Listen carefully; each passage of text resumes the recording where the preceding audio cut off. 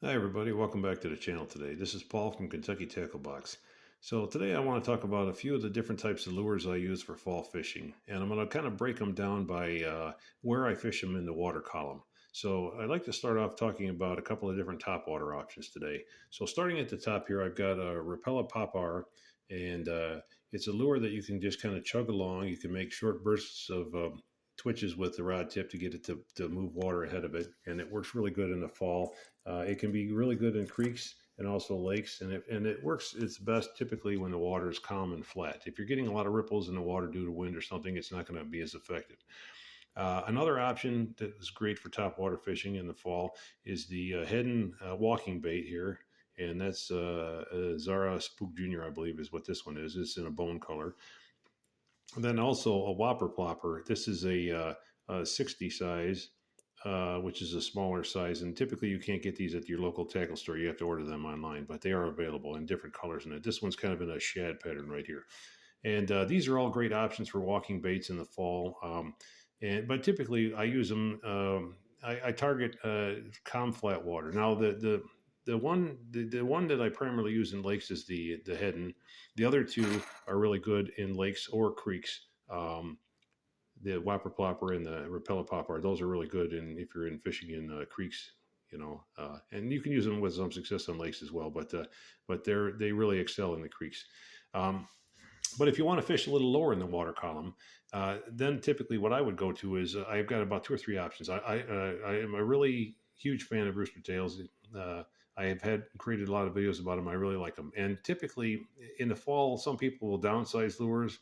I typically upsize my rooster tails to the quarter ounce size in the fall, because as the cold weather starts to bring on the fall feed up, the fish get a more aggressive biting. And I'll use a lot of different colors. I'll use some light colors, some dark colors, some silver blades, some gold blades, some painted blades like this. This one has kind of like a crayfish pattern where it has kind of a reddish orangish with a kind of a black and red tail. The other one's a black one with a chrome blade and a black tail.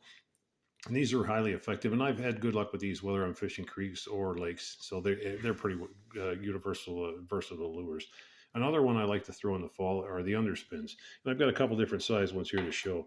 The top one here is made. It's called the fin spin. It's made by Leland Lures. It's who makes the crappie magnet lures, and then the other one is I think it's made by I think it's called Buckeye Baits. It's another underspin here, and it's got its own head on it with a blade, and they come in usually with chrome blades. I have added just like a 3-inch soft plastic to it, and those work really good in the fall too for underspins. And those are great baits for like the middle of the water column.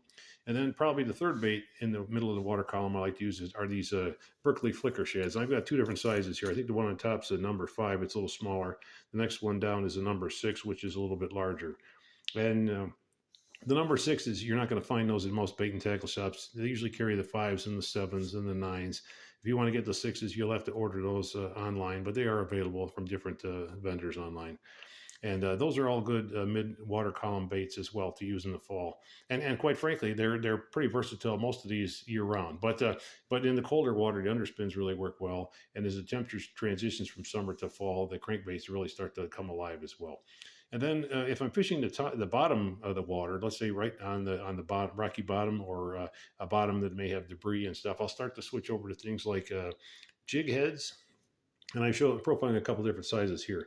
These are just simple jig heads, and they come in different weights and sizes. Right now, this one's a 3/16, and I believe this other one is maybe a 3/16 as well. And you'll notice that the hook sizes are different. The shanks are a little bit longer on the top one than the bottom, and that allows you to kind of put on your favorite soft plastics that you're running. If you have like a favorite one, whether it be like a Nico rig or a paddle tail or something that mimics like a Bobby Garland style, you have a lot of options. Plus, there's the crappie magnets are good as well.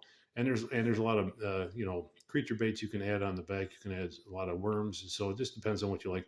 And they're great for bouncing along the bottom to explore and see if you can find something biting. The other bottom water baits that I use, if I'm fishing around structure like wood and laydowns, chatterbaits really work really well in the fall as the water temperature starts to get cold. These things will create a little bit of a racket under the water, and as they're bouncing off debris, a lot of times that's where you'll find some big bass hanging out and striking them. The other thing is spinner baits, which are tried and true lures. They work great in the creeks and the lakes as well.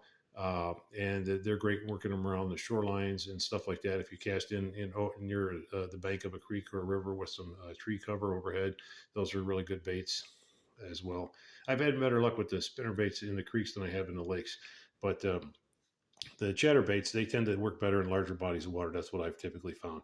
So, and those would be what I would call like bottom water bait, something that you're kind of bouncing along off the bottom to fish. So that gives you a few options, whether you want to fish the bottom of the water column or the middle of the water column. You might consider baits like these, or top water.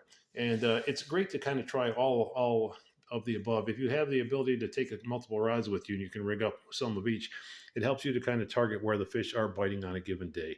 And it's going to change because the water temperature is going to allow the fish to either rise or settle in the water column to their comfort zone. And then also they will tend to follow where the bait are. So if the bait are low, they'll be typically low. If the bait are mid column, they'll be mid column, and so on. Top water, same. So as always, hopefully this will help you if you're kind of trying to figure out what lures to tie on for the fall. But I have had success with all the lures that I'm profiling here as well. So get outdoors when you can. It's a great place to be. And the weather is beautiful. It's really ramping up to be some fantastic fishing this fall in Kentucky. So thanks again, and we'll see you next time. Bye.